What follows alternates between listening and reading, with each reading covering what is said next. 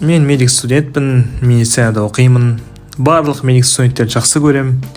Бірақ кез келген ортада болатындай кейбір ашуымды келтіретін, нервыма тиетін бір медик студенттердің түрлері бар, типтері. Қазір сол туралы айтам. Неге ондайсыңдар? Құрыстырасыңдар. Ашуымды келтіретін медик студенттердің типтері. Сәлем, мен атым Азамат. Сіздер Гиппократ каналындасыңдар. Бүгін мен жыным келетін медик студенттердің типтерін айтам, түрлерін. Кеттік. Адамның ашуын келтіресіңдер ол. Кейбір медик студенттер ол. Бастайық. Өзінің сторисінде инсайт деген сөзді қолданатын адамдар. Бірінші медик студенттер, медик блогерлер, вообще блогерлер осы инсайт деген сөзді қолданбаңдаршы. Құрсам бар ғой, ана бүйтеді ғой. Мен кеше бір инсайт алдым, сіздермен бөлісейін деп. Do it! Just do it! Информация алдым, біз жаңа новый информация естідім, сіздермен бөлісейін деп айтшы. Жоқ, фото салады, сосын жоғарыға жазады. Мен бүгін Айша ханымнан көптеген инсайттар алдым деп. Узнайте родителей этих ублюдков. Накажите! Накажите этих мразей! Инсайт деген қаяқтан шыққан сөз ол вообще? Новый информация алдым деш, болды. Инсайт деген қолданбаш. Так, кетті. Сосын андай бір приятная усталость деп жазады ғой.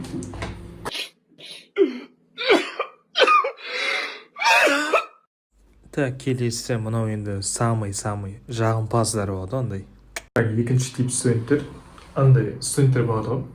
Апай не айтады, соны жалғастырып, иә деп кетеді ғой. Ондай болмаңдаршы.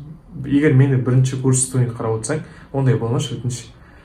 Мына қалған группаластарыңды құрыстырасың. Жоқ, отырады, апай бір кез айтып отыр, апай да тыңдап отыршы, ол тыңдаш, сөйлемеш, ей-ой. Апай айтып отырады, мысалға. Так, қазіргі таңда көптеген адамдар спортпен айналыспаған соң көп ауырып жатыр деп айтады да, ана отырады да. Иә, апай, дұрыс айтасыз. Шынымен қазір адамдар айналыспайды спортпен, сол үшін көп ауырады деп. Апайдың айтқанын қайталамаш. Так, келесі тип, типа, апай, мен айтайыншы, мен қосып жіберейінші деп жағаласады ғой, сен айтып отқан кезде. Қоспашы ештеңе, өтініш. Өзі қосылып тұр, бәрі бар өзі.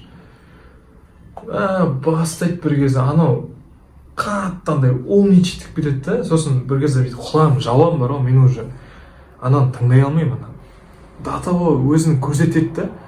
Жоқ, базар жоқ, апай сұраса екен, тағы қандай ақпарат қосқарың келсе деп бүйтіп қолын көтеріп қосасың да. Жоқ, өзіңе отырып аласың, басқа студент айтып отырады, анау жағаласады ғой, ананың алдына шығып. Ондай болмаңдар. Группаласың айтып отыр ма, ол айтып болсын, сосын қосылыңдар. Баға үшін болсын, не үшін болсын, группасының алдына шықпаған дұрыс та. Мысалы, ол айтып отыр сабақты, одан сұрап отыр, апай, сен мына жақта отырып алып, жағаласпашы, өтініш. Вот у нас два мальчика катаются, не один, да, киселетик? Сосын андай студенттер ғой. Бірінші курста оқып жүріп, инстаграмына доктор деп қояды, сосын мен врач интернмін деп, өзін врач қылып тастайды ғой уже. Үйтіп жазу үшін, ондай сөзді қою үшін үлкен жауапкершілік керек қой. Сен көп нәрсені білу керексің. Мысалға бізге бір қарапайым каротинин нормасын сұрасаң, ана жерде докторлар таппай қаласың, врач интерндар. Ондай әлі қоймай тұрғандарың жақсы секілді, типа врач интернмін, доктор Ергенбаев, доктор Бірдеңебаев деп андай. Мысалы, менде үлкен курс, бірақ мен доктор Азамат деп жазуға даже бата алмаймын, потому что мен білмейтін нәрсе көп. Әлі ерте, мен егер ертең врач болайын, сосын жазармын, оның өзінде де жазым келмейді олай. Үшін солай, осы ендігі видеода мен жыным келетін оқытушылардың типтері бар, соларды шығарам. Осы видео арқылы өзіңнің группаластарын көрсең, жазып кет, оларға жібер, видео ұнады деп ойлаймын.